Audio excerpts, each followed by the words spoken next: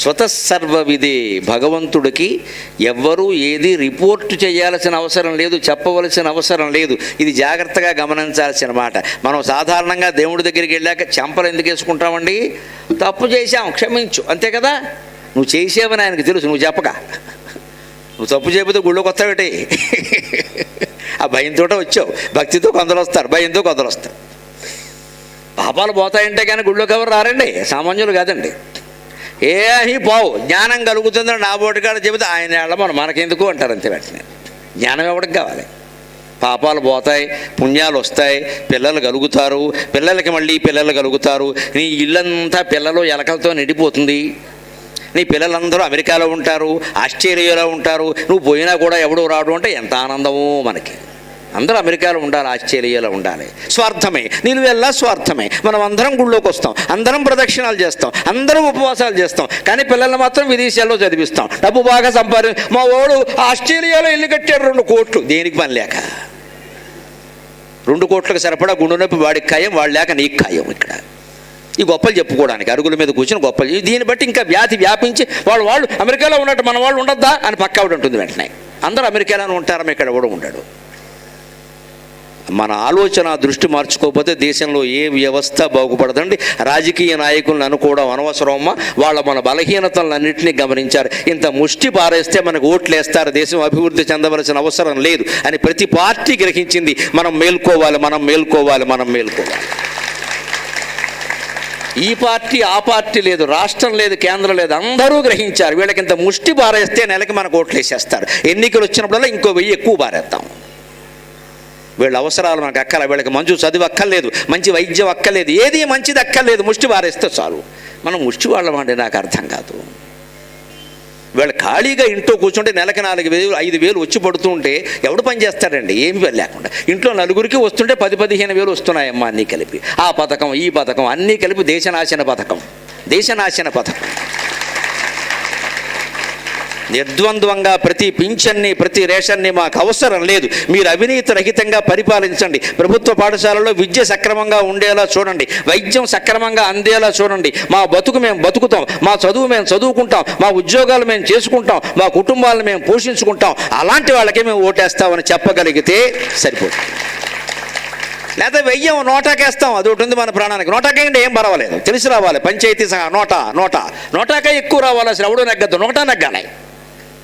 అప్పుడు వస్తుంది బుద్ధి. ప్రజలకు ఇష్టం లేదనమాట, మన మొహాలు చూడడం కూడా ఇష్టం లేదనమాట. నోటాకు బారేశారు మొత్తం.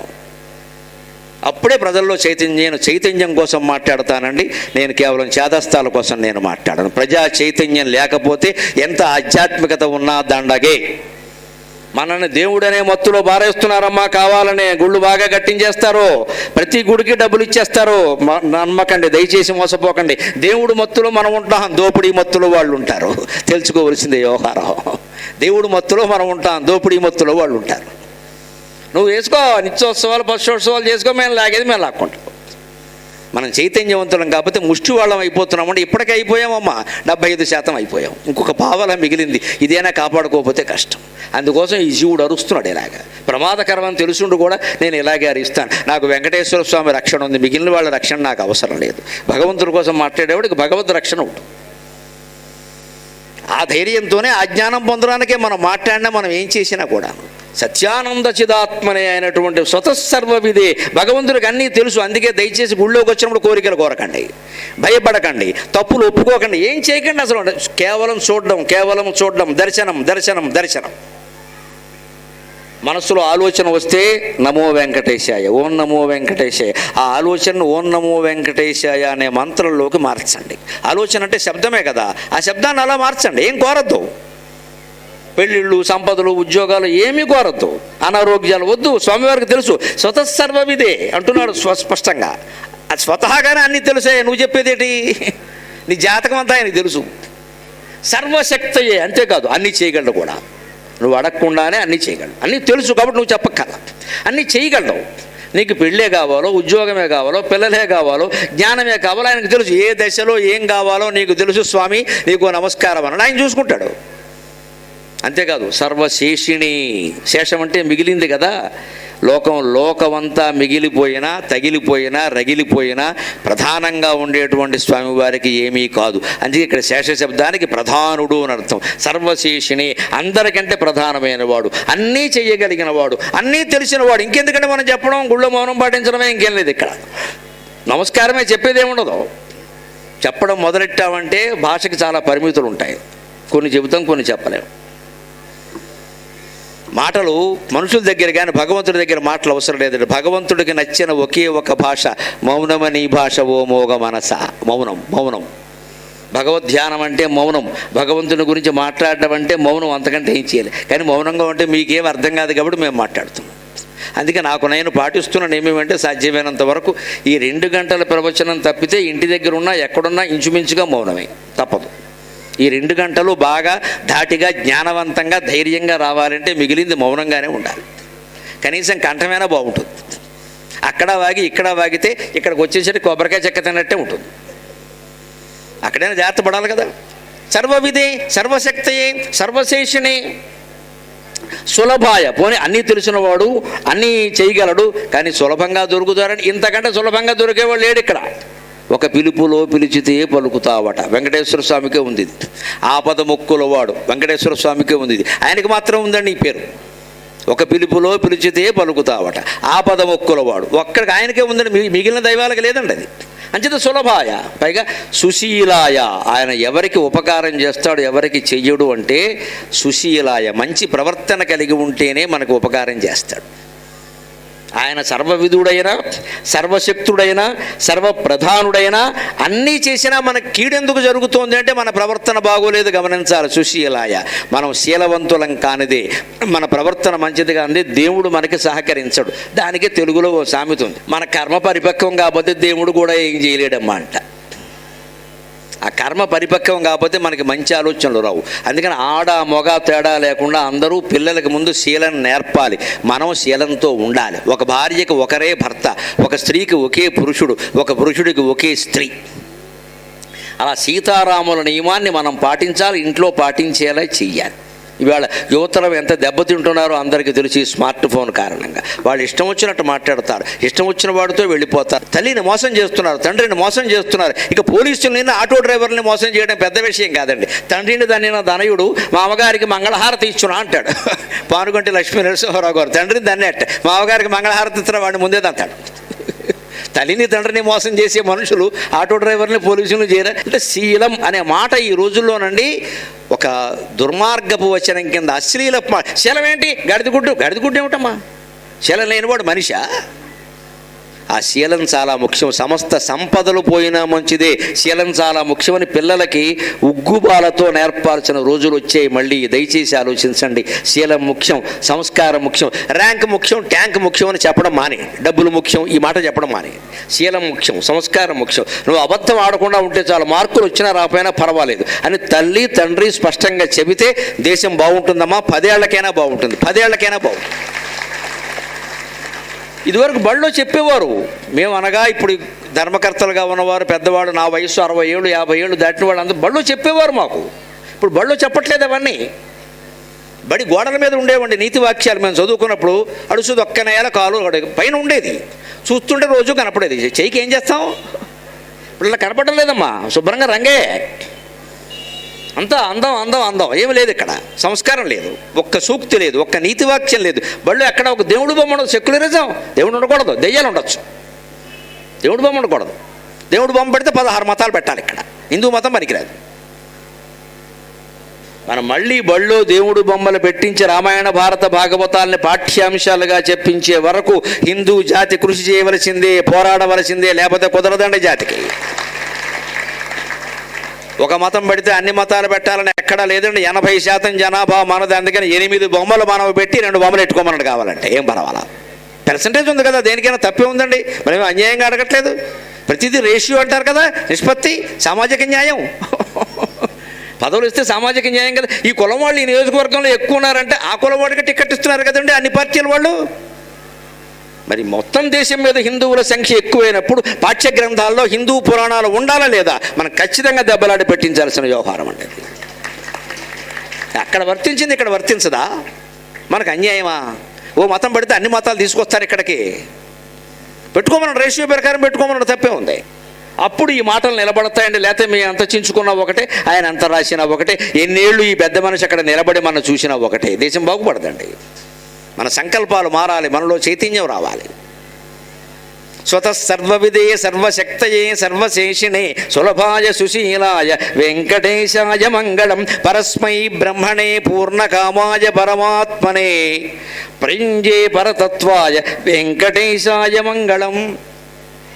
ఇక ముగింపు దశకు వస్తూ శ్లోకాలు ముగిస్తూ ఒక్క మాట అంటున్నాడు ఆయన. పరతత్వం అంటే ఏమిటి?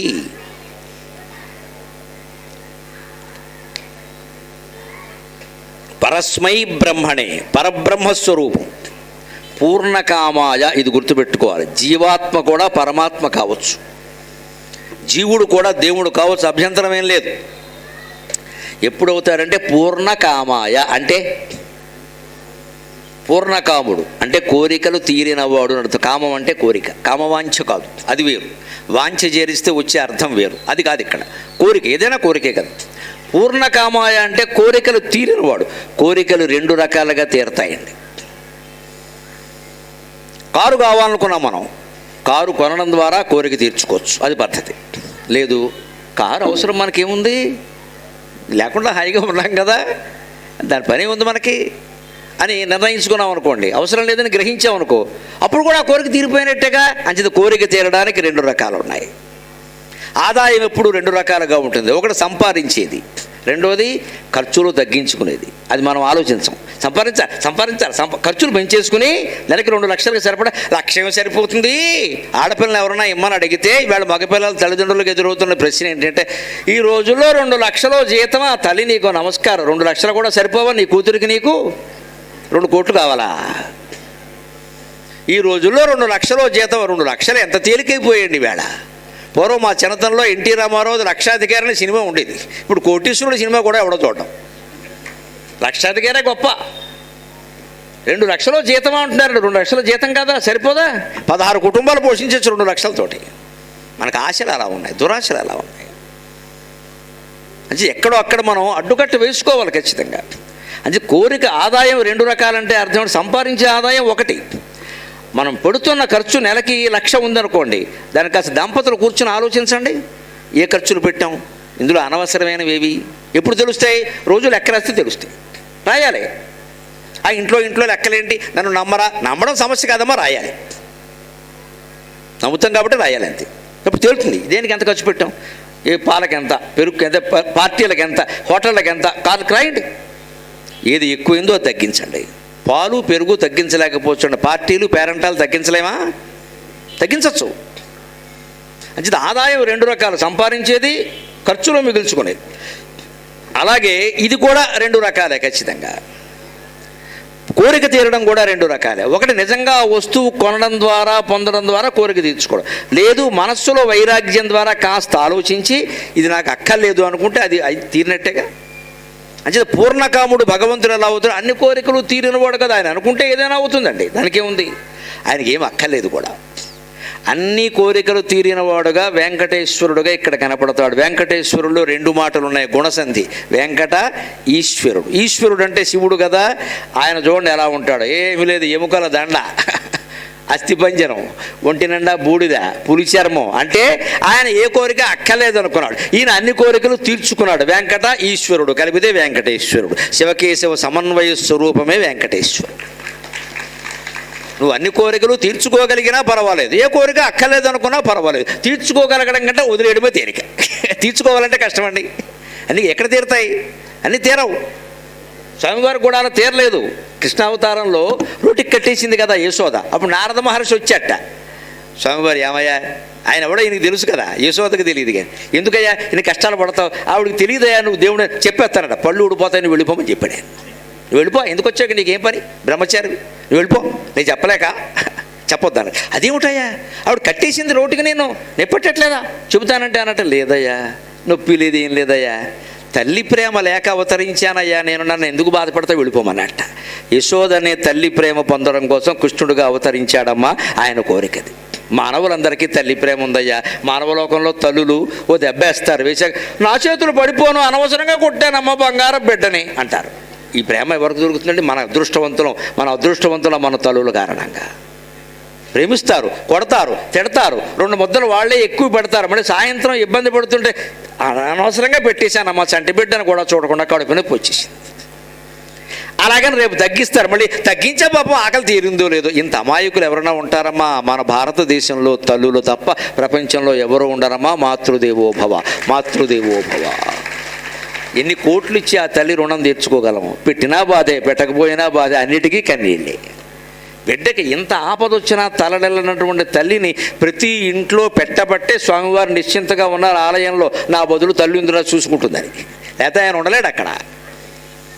అటువంటి తల్లి ప్రేమ పొందుదామని వచ్చానయ్యా. ఆవిడ రోటికి కడితే కట్టింది, తర్వాత ఎప్పుడూ ఆవిడే తెలుసుకుంటుంది, నీకెందుకు నువ్వు వెళ్ళిపో అంటే అప్పుడు కూడా అన్నట్లు, అదేమిటయ్యా రామావతారంలో పొందేవు కదా, కౌశల్య కడుపున పుట్టావు, నీకు తెలియదు. క్షత్రియుల ఇళ్లలో దాదులు పెంచుతారు పిల్లలను, తల్లుళ్ళు పెంచాలన్నాడు. రాజుల ఇళ్లలో అంతేనండి. మహారాజు, పైగా దశరథ మహారాజు మామూలు క్షత్రియుడా, మహారాజు చక్రవర్తి, ఆయన ఇంట్లో తల్లులు పెంచారండి, దాదులు పెంచుతారు. నన్ను మా అమ్మ కౌశల్య పెంచలేదు, అప్పుడప్పుడు చూసి సెల్ఫీ దిగింది అంతే. మా అబ్బాయి అని దాదులు పెంచారు.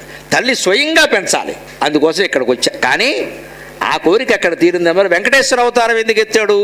అదే యశోద, ఏమయ్యా 8 పెళ్ళిళ్ళు చేసుకున్నావు, ఒక్క పెళ్ళికి కూడా నన్ను పిలవలేదు ఏమిటయ్యా అంటే, అమ్మా నీ కోసం ఇంకో అవతారం ఎత్తుతా, ఆ జన్మలో పెళ్ళి నువ్వే చేతిగాని దగ్గర ఉండి, ఇంకెవ్వరు ఉండరు, నువ్వు నేనే అని చెప్తే ఆవిడ యశోద వకుళమాతగా పుట్టింది. రామచంద్రమూర్తి శ్రీకృష్ణ పరమాత్మ వెంకటేశ్వరుడుగా శ్రీనివాసుడుగా పుట్టాడు. ఆ తల్లి కోరిక తీర్చాడు. అంటే స్వామివారి కోరికలు ఉన్నాయి, అవి తీరుతున్నాయి. అలాగే వెంకటేశ్వరులాగా మనం కోరికను తీర్చుకోగలిగినా పర్వాలేదు, ఈశ్వరులాగా మొత్తం వదిలేసినా పర్వాలేదు. కానీ నాకు నచ్చింది మాత్రం రెండో పద్ధతి, వీలైనంత వదిలేయాలి. మన వల్ల కావు ఇవన్నీ, మన వల్ల కాదు, వదిలేసుకుంటే మంచిది.